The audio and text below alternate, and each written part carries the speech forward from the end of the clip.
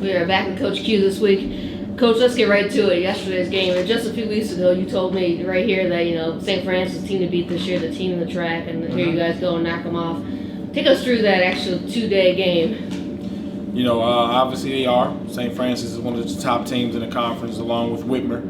But I knew we needed a few games under our belt to get going. We played well last weekend against Oregon Clay in Middletown, so I thought St. Francis game would be a great test for us. And then obviously in the second quarter the game was stopped due to the backboard being cracked. And I thought at that junction in the game, we were playing well. We had a lot of energy, fighting hard, defending well, but then have to go get the game canceled and come back, travel back home, get up.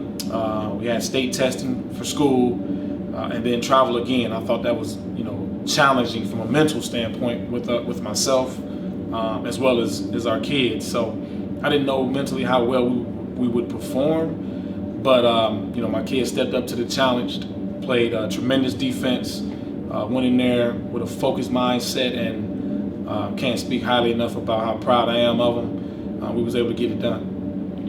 Looking through this past week of basketball for you guys, what are the high points? What are you seeing that this team is doing well, and what do you see that you still need to keep working on? I think the things that they are doing well is buying into what we're selling, number one, and also even bigger than that, trust. They're trusting me.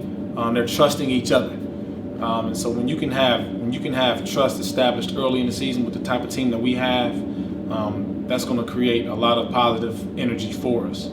Some of the things that we still need to work on, still finishing plays, still making extra passes, execution. I didn't like the way that we executed the last 3 minutes of that game yesterday. With the ball, some costly turnovers. It could have hurt. It could have went the other way. But again, our identity is going to be, we're going to be a physical basketball team. We're going to be a tough basketball team. We got guys that can score at all three levels, layups, mid-range, and jump shots. There are no handcuffs on our team. Everybody has the green light.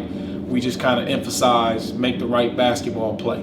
I'm not one of those coaches that sits kids down and tell them what they can't do. I want everybody being confident within themselves, but we want guys making the right basketball play. And we did that last night, and I think that's why we were able to get out of there with a win. Who are those guys you're seeing so far you really feeling are stepping up and really leading this team? Obviously Jalil King being a returner, and my hat tips to him tremendously. On paper, he was probably going to be our best returning player, football kid, and then to go from being the best player to probably the third or the fourth best player, and has accepted that, has told me he understands that. He just wants to win. That speaks volume of him, how he's being raised. But Josiah Fulcher is obviously our best player. But it's not by a large stretch of the imagination. There are kids, Jadakiss Mack, Jameer Simpson. Greg Johnson didn't play at all last night, my decision. But he's also a guy that can, has instant offense. We have young freshmen, Cameron Miles and Khalil Luster, that we trust wholeheartedly. Amir Curtis is being really well on the defensive side of the ball. So we have guys that we are comfortable with, but having a guy like Jameer Simpson, who's a matchup nightmare, what I consider a matchup nightmare. He can handle the ball, he can shoot the three ball, he can post up. He's lost 20 pounds since he's been here. You get a guy like Josiah Fulcher, who's never been in a role where the ball is in his hands and he has to be able to make decisions. So he's a guy that's getting better. Jadakiss Mack sat, half the season last year, worked tremendously all spring and summer. He's confident now, and so we just got guys that buy in, hit the weight room hard, they challenge each other in practice, and it's definitely a reflection on how we've been playing. So looking ahead to this weekend, the Kewpee Holiday Classic, talk to me about those teams that are coming. Why is this where you should be at this weekend to watch good basketball? This is big time. We got 4 good teams. We got 4 solid teams.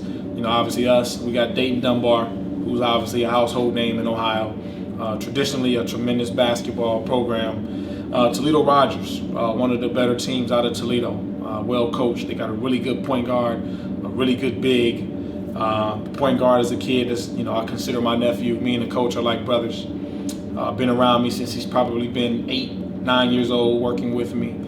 And then you got, powerhouse Toledo St. Coach Flan does a tremendous job with those guys. They got a tremendous junior class. And so it's going to be, the atmosphere here is going to be at an all-time high. 4 good teams, 2 solid games. I'm not sure where you want to be if not being here on Friday and Saturday. Looking ahead over this break here, you got Toledo St. John's coming in next week. Like you go to Central Catholic, Toledo, Fremont here, and then of course the Light is always a big game. I mean, what are you looking for these next 2 weeks out of your guys? I haven't even looked that far, to be honest. Right now, we're kind of worried about this weekend, and that's the game plan. But you're right, we have a stretch with some good games. We kind of approach those games as they come. Obviously, the conference games matter the most to us. We want to have an opportunity to compete for a conference championship. But we have like an NBA type schedule in a lot of games in some short days. So we're going to take one game at a time. Right now, Dayton Dunbar is up next. We're going to game plan for those guys today, and then we're going to worry about Saturday and then the following games thereafter. But one thing that I do like about this team, it kind of reminds me of my first couple years. These guys love to be in the gym. These guys come early. These guys take a few minutes after practice and stay late. They enjoy each other. The bond is definitely strong, and so we want to continue to build that. I want to continue to work hard in practice and challenge these guys. And so far, it's been great.